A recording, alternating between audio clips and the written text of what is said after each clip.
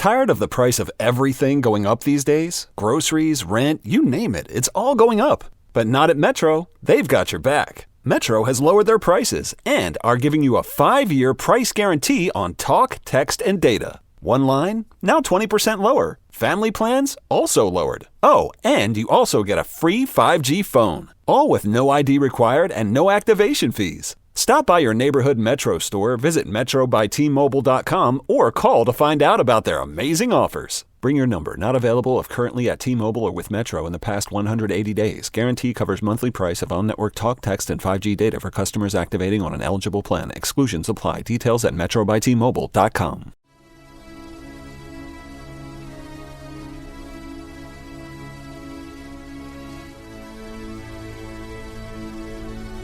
Welcome to the Dynasty Dugout Show, a podcast covering all things minor league baseball. Get a front row seat to the action with everything you need to know about the future stars of Major League Baseball. And now, here's your host, Chris Clegg. Hello and welcome to the show. It's Monday, it's June 2nd, it's a new month, and man, where's the season going? Hard to believe it's already June. Hard to believe we're already over 2 months in. But let's soak it in. Summer baseball is upon us. Minor league baseball action is in full swing. Good sample sizes. Everything that you need to know. We're going to break it down. Obviously, coming out of the weekend, there were a ton of notable things that happened this weekend, and we're here to catch you up. You can go check out the article for more in-depth at thedynastydugout.com, but we'll give you all the info here as well. Just some quick hits because there's lots of players to hit on. But first, before we do so, you know, the show is brought to you by Connect Roasters. Connect Roasters is Ian Happ's coffee company. And the coffee is incredibly good, incredibly smooth blend of coffee. You want to go check them out. They do great things as well. They give back to the community. It's a great company to support. So go to connectroasters.com, use the code DynastyDugout at checkout or the link in the description, and get yourself 2 bags of the Gold Glove blend. Buy one, get one 50% off. So it's a pretty good deal. We're also proud to partner with Chinook Seedery, the best sunflower seeds in the game. Chinook's got a wide variety of flavors. You'll find one you'll love. I'm certain of it. You can get 10% off your order at chinookseedery.com using the code DynastyDugout. All right. It's DSL opening day. We'll break that down tomorrow. But here we are. We have a lot to cover on the complex and full season ball side. But I want to start with a complex player because this guy is lighting it up. That's Ching-Hsien Ko of the Los Angeles Dodgers. Ko is probably one of the more intriguing players out there. He's 18. He's got an impressive build already. It's co-signed last summer, mid-season, is a 17-year-old. He got a $750K deal. This is a half Taiwanese and half South African. Like, pretty interesting. But upon signing him with the DSL last year, he was good, not great, but you could see the skill set. Now, remember, this kid was thrown in the Dominican, like new culture, new world, like he signed and immediately went. So I understand like reasons why he may have struggled. And the results were fine. He slashed 241, 454, 48, but Ko looks really, really good this year in the complex. Projectable power in a 6'3", 215-pound frame. He runs well. It's good bat-to-ball skills. It's a good approach. And, yeah, Ko had 7 hits over the weekend between Friday and Saturday. He's slashing 455, 548, 667 with a homer and 2 steals. It's a very good approach, very good contact skills, and he's walked as often as he's struck out. So, yeah, we obviously take these stats at the complex with a grain of salt, but Ko is 18, and he's looking pretty impressive. So keep an eye on him. So let's dive in on some pitchers. I said on a lot of games this weekend, and honestly, some not good, not bad baseball, but I got to talk about Tanner McDougal. Tanner McDougal was electric this weekend. He's a Chicago White Sox pitcher, big frame. He's probably like 6'5", 250, like very sturdy frame, and he absolutely shoved. It's not the first time I've seen Tanner McDougal. Saw him last year as well, but this year McDougal is ticked up in like every sense. Like, I went to Spartanburg to watch Braden Montgomery and Harold Perez, but he was impressive. McDougal stole the show. That's McDougal.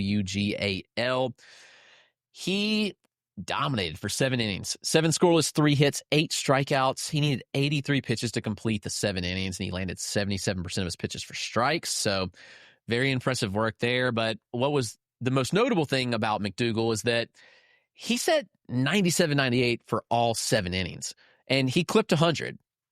Curveball's dominant. Like, that's a downward breaking pitch that has a lot of good traits to it that you like to see. He missed a lot of bats with that. He threw an upper 80s slider as well, and even a changeup, but he didn't throw the changeup too often, so you got to take note of that. But McDougal has a 12% walk rate on the year, but if he can throw strikes like he did on Saturday, he's going to be really good. I enjoyed watching him, and I was like, okay, this is what I love about going to a minor league game, is that you see things, and it's like, yeah, like, this guy is just, he has the potential if it all clicks. And sometimes, like, obviously I knew the name Tanner McDougal. I've said on starts with him before, but sometimes you go to a game and it's like, whoa, like, this dude is killing it. So, Tanner McDougal, Chicago White Sox, 22-year-old in high A, he's good. Get to know that name. Trey Gibson probably had the best start of the weekend. That's a Baltimore Orioles high A arm. He dominated. He was actually an undrafted free agent in 2023 out of Liberty. He didn't even pitch in 2023, but the Orioles still took a shot on him, and it's paid off majorly. He earned a promotion to Double-A today, actually. He's older, so you look 23 high A. Okay, I get it. He got promoted to Double-A, so congrats to Trey Gibson for that. He struck out 13 batters and didn't issue a walk in 6 innings of work on Sunday. He generated 12 whiffs, about 21 called strikes. He faced Brooklyn, by the way. That's the Mets high A, and Brooklyn is loaded with talent. So, got to take note of that and say, this is pretty impressive stuff from Trey Gibson. And he has, like, if you look at the season-long numbers, it's not great. So, it's one of those cases where you ignore that and you look past it and you say, it's a guy that throws a 94-mile-an-hour fastball with good traits. He has like 7 feet of extension. He's got a really good slider with good sweep around 85. He's got an 80-mile-an-hour curveball with depth. Throws a cutter with carry. And he's got a changeup. It's around 90 as well. So it's really good stuff from Trey Gibson. We'll see what he does in Double-A, but Gibson is moving up my boards. The Orioles pitch dev, done it again.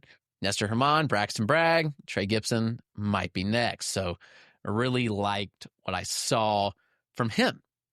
Now Ryan Johnson of the Angels, who they shocked the world. They sent the guy to the majors out of spring training, despite not pitching in the minors at all. He was drafted last summer, didn't pitch after being drafted, and he broke camp with the team in the bullpen role. He was really bad, by the way, 7.36 ERA and a near 2 whip, 1.98. He's built up innings. He went back to high A, actually, after getting demoted, which is pretty rare. I'm not sure we can say very often that we've seen a player get demoted from the majors and go to high A, unless it was a rehab assignment. But Johnson went to high A. He's building up innings, and he struck out 10 batters while walking just 1, allowed 4 hits and 1 walk, 22 whiffs. I mean, very dominant stuff. Johnson's got an intriguing arsenal of pitches. Like, if you look at what he brings to the table, it's semi-interesting. I actually think they're doing right by him to develop him as a starter in the minors. I get it. They absolutely want to see what they had in the bullpen, but why? I mean, this was a competitive team. So, like, doing right by him is sitting him down, letting him work, letting him develop, and it looked really good. So, cutter first arm, it's not a lot of velocity. The sinker sits like 94. The cutter sits like 91. He's got a pretty good sweeper, though. I think Johnson can be pretty fascinating. He threw a splitter a little bit in the majors. I don't have the pitch data from yesterday's start, but I think Johnson, see where it goes. I mean, it's worth a shot there. I also want to talk about Ryan Gallagher. Let's get some names that, like, people aren't familiar with. Ryan Gallagher of the Cubs was a big riser up my prospect rankings, and for good reason. I mean, he's been dominant. He was drafted out of UC Santa Barbara last year in the 6th round. He didn't pitch last year, so his pro debut is happening right now, and he's looked really good. He's a 2.92 ERA on the year, and he had 6 1/3 innings of 1-run ball this weekend. His strikeout rate's north of 32% right now. Good command. He's walked just 7% of batters he's faced. Yes, he's in high A. I get it, college draftee high A, but there's other college draftees in high A right now that people don't bat an eye at. Gallagher has also seen a jump in stuff. So last year at UC Santa Barbara, Gallagher averaged like 89 miles an hour. Now, it worked because he averaged 22 inches of IVB on the fastball. It's not a 6'4" release height, so it's not like otherworldly IVB, but it's very good IVB from a 6'4" release height. Now, the fastball is up. He's I've watched a couple of his starts, and he's 91, 95. So he's routinely probably sitting like 92 and a half, 93, but he's clipping some fives, and he's like getting down to ones, which is much better than 89. So we'll take it. You like to see that IVB still maintaining. He's got a pretty good curveball with good depth in the upper 70s. It's kind of like a 12-6 shape. And there's a slider as well for Ryan Gallagher, low 80s pitch. So Ryan Gallagher is definitely a name to know. Gallagher. Ryan Gallagher, the Chicago Cubs right-handed pitcher. One more. This is just one of those episodes where we get some lesser-known names, but Gage Stanifer, man, Toronto Blue Jays arm, he's been good. He was dominant in single A in Dunedin. He needed the promotion. He bumped with Trey Savage when he went up. He had a .69 ERA in 26 innings in single A. His first start in high A was bad. I actually think he followed you, Savage, if I'm not mistaken, but he went like 4 innings, and he's bounced back in a big way. He went 4 again this weekend, 7 strikeouts, 4 scoreless. I mean, his fastball's up to 98, but sits 95 with 17, 18 inches of vert. Low release height as well, like 5'5" release height. He creates good horizontal break as well, and a pretty flat vertical approach angle. He's got a mid-80s slider with depth to it. Changeup has 15 inches of fade in the upper 80s.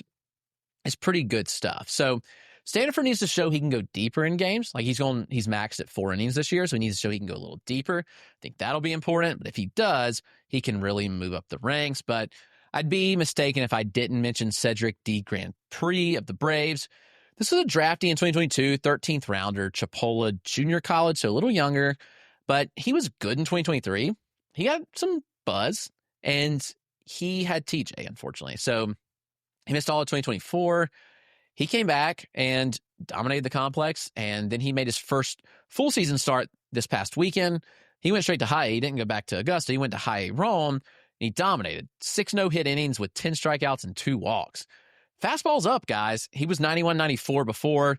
He's now like 94 regularly and touching 97. So that's pretty notable. He's got a good changeup with fade in the mid-80s. He's got a slider in the mid-80s with good depth to it, and he's added a new cutter to the profile.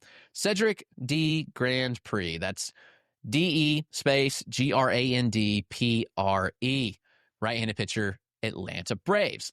Let's take a quick break, and we will get back to more talking some hitters. Tired of the price of everything going up these days? Groceries, rent, you name it, it's all going up. But not at Metro. They've got your back. Metro has lowered their prices and are giving you a 5-year price guarantee on talk, text, and data. One line, now 20% lower. Family plans, also lowered. Oh, and you also get a free 5G phone. All with no ID required and no activation fees. Stop by your neighborhood Metro store, visit metrobytmobile.com, or call to find out about their amazing offers. Bring your number. Not available if currently at T-Mobile or with Metro in the past 180 days. Guarantee covers monthly price of on-network talk, text, and 5G data for customers activating on an eligible plan. Exclusions apply. Details at metrobytmobile.com. Your child has so much potential, but your local schools may not be right for them. Check out K-12.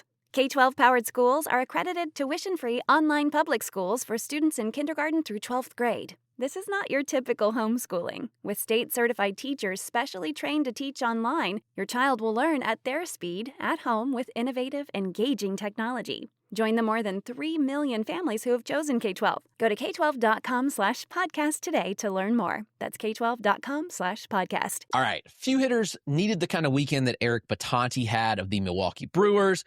Bitonti is a big power bat. He's young. He's 18. I think he just turned 19. He's in single A. This is a guy that desperately needed something to go his way. He broke on the scene last year at the complex. He went to single A Carolina and was good to end the year, but contact was a concern. That was my concern coming in. But Bitonti struggled. He didn't hit his first home run until May the 4th, if I'm not mistaken. And so a month of no homers, bad contact. I saw Bitonti for a week. I saw some good, but I saw a lot of bad. But he's a good athlete for a 6'5" lefty. He swings it well. Bitonti, though, 4 home runs over the weekend, 2 on Saturday, 2 on Sunday. Much, much needed. He's got big power. The question is, will the long levers work against better pitching. He's in single A right now. He's 19. I do think Bitonti will make a swing change over time. Actually, if you want to hear more about that, go check out the Call Up podcast with R.M. Layton and Jack McMullen. They actually sat down with the Brewers director of player development, and Bitonti was one of the talking points. So there's some interesting talk there about kind of letting him develop, and then as he gets more comfortable, making the adjustments as he needs, and as he really struggles. You don't make adjustments on the players when things are going well, but Bitonti probably makes an adjustment with time to get to more contact. So good weekend from Bitonti, much needed. So he's somebody to keep an eye on. Carter Jensen's another one who's really picked it up. He got off to a slow start, but he really picked it up in May. So in May, he slashed 312, 379, 450. The underlying data was really good for Carter Jensen. So he needed to see it kind of come together. So the data and the performance, and now it's happening. He had a good weekend. He was a double shy of the cycle on Saturday and had 2 more hits on Sunday. So he did homer on Saturday. Contact rates have risen all year. It's like a 79% overall contact rate and an 85% end zone rate. And it's a good approach. He chases less than 20% of the time, and there's big EVs as well. He's topped out at 115, which is impressive. And behind the plate, Carter Jensen's thrown out 28.5% of base runners. So pretty good stuff there. Jensen's a pretty good athlete, in my opinion. I've seen him in person quite a bit. I like the profile. And I think that Jensen might be the Royals catcher of the future. They've got Blake Mitchell. He's younger. But Jensen could be there sooner than later. I wouldn't be shocked. So good weekend for Carter Jensen for sure. Kyle DeBarge is he's had a great year, and I've realized that I've neglected to write about DeBarge all year. He had a good year at Louisiana Lafayette last year that led to him being drafted in the comp round. He get a $2.4 million bonus, and he was bad last year in single A. In his pro debut, he went to the Florida State League and was bad. But the script has been flipped with DeBarge. He reached base 4 times on Sunday with 2 hits and 2 walks, and he blasted a big home run on Saturday. He's slashing 278, 404, 450 with 5 homers and 16 extra base hits in 44 games. DeBarge isn't flashy. He's not going to be one of those players that overwhelms you with exit velocities. He's small, but the approach is good. He doesn't chase. He makes a lot of contact, and he hits the ball at ideal launch angles. He hits the ball in the air at a 62% clip, and he has a 55% pull rate on fly balls.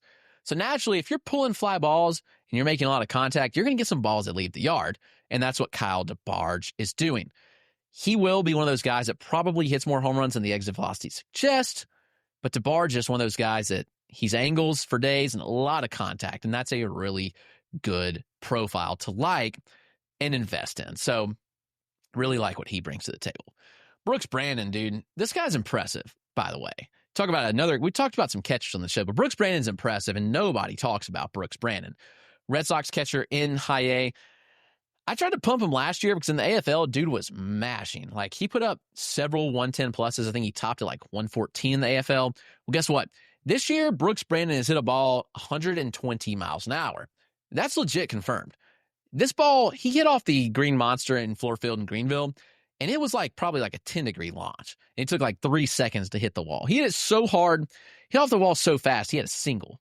And it was down the right or left field line pulled. He's got a really, really powerful stroke. It's a compact body, but strong, thick thighs, very, very strong, tightly wound type. He's cut the strike. He struck out at a 33% clip in April. It was down at 24% in May. The power's off the charts. He popped a couple home runs last week. He has a 9-game hitting streak and has been on base 22 times in those 9 games, which is crazy. 2 homers on Saturday, 1 to the opposite field, 1 to deep left center. I was in Spartanburg on Saturday, so I didn't see that, but I was in Greenville Tuesday, Wednesday, Friday, Sunday. So I did see a lot of Brannon, and he did a lot of damage. So I've seen a lot of Brannon just with him there in general. He's fun. There's no approach. He rarely takes a walk, but when he connects, there is legit damage. I think he's improving as a catcher, honestly. He's seen the pop times improve. He's around 2 seconds, which not bad on the pop. And he's got a decent arm. So whether he sticks or not, I don't know. But I think it could work regardless. Brooks Brannon is a lot of fun with the bat. One more before we get out of here, and that's Angel Genao, who really excited about. I think he's ready to go back to an affiliate at this point. He returned from an injury 10 days ago at the complex, and he's finally settling in. He homered on Friday and Saturday and had 5 hits over those 2 days. Remember, this was a big breakout last year who hit 330, 379, 499, 10 home runs, and 52 extra base hits. Stolen 25 bases on 30 attempts last year. Really good underlying data, good approach, good contact, and respectable EVs. He does hit the ball on the ground a lot. That's the biggest question, but Genao legit could be a top 15 prospect, I believe. I think this could be a major breakout. And he looks healthy. He's now finding his stroke back at the complex. I think tomorrow, Tuesday, we'll see him back in an affiliate, and it could be really good stuff. So Angel Genao did not move in my ranks despite the injury. I didn't move him down. I did move Jason Churio down, just given the fact that he's been on and off the field. It's been bad performance. It's shoulder-related. Not great. But Genao, I'm expecting big things from. So it's going to do it. That's the weekend recap. Thanks for tuning in. We'll talk to you all week. We'll have a DSL recap in the morning, so I'm looking forward to that. But, folks, it's always good to be with you. Minor League Baseball is the best. Thanks for tuning in. Hope you have a great rest of your day.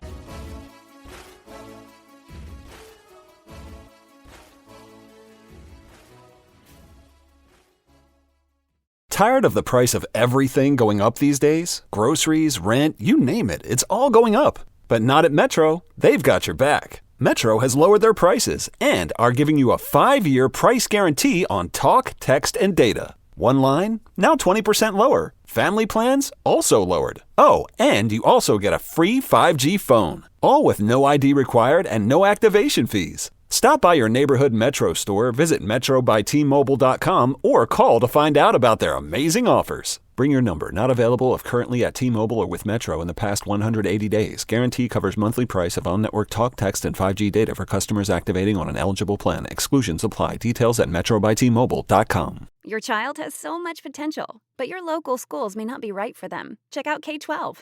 K-12-powered schools are accredited tuition-free online public schools for students in kindergarten through 12th grade. This is not your typical homeschooling. With state-certified teachers specially trained to teach online, your child will learn at their speed, at home, with innovative, engaging technology. Join the more than 3 million families who have chosen K-12. Go to k12.com/podcast today to learn more. That's k12.com/podcast.